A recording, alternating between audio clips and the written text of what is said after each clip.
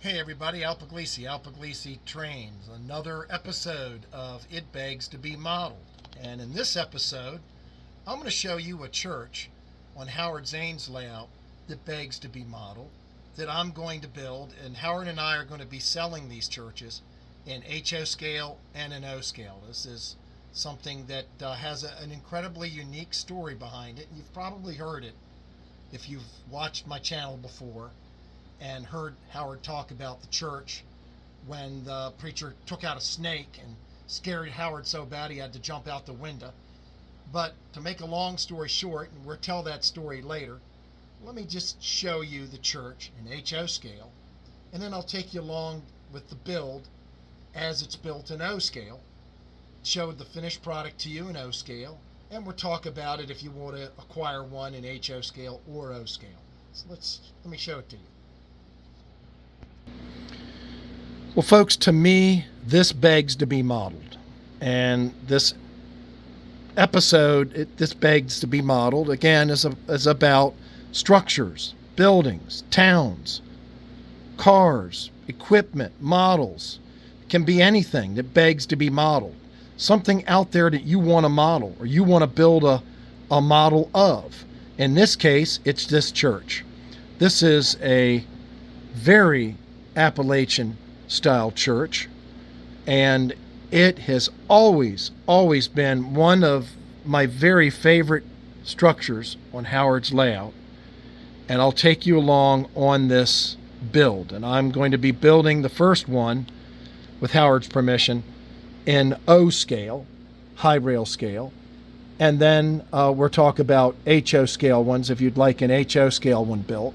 This one happens to be HO scale, and it takes up a footprint of about 12 inches by approximately, I would say, 9 or maybe 10 inches at most. It's not a very big church, but it's very interesting. Let's look at some different angles. So we're looking at about a foot across, and if we go aerial, we're looking at about, I would say, roughly 9-10 inches across. So for a diorama, if you wanted to put this on a small diorama in HO scale, you'd be best to have at least 12 by perhaps 10 inches. So it doesn't take up a huge amount of space, but there's a lot going on with it. Got a little outhouse back here, 2 outhouses back here, and a special scratch-built chimney. Let's take a bird's eye view of this. It's got the dormers. Let's see if I can get a back view for you. Now, whenever you decide to model something, always try to take video if you can, or pictures, or measurements, or just as much information as you can. And if you don't, you're going to have to estimate the size. You're going to have to estimate the height. You're going to have to estimate based on the size of a door, based on the size of a window.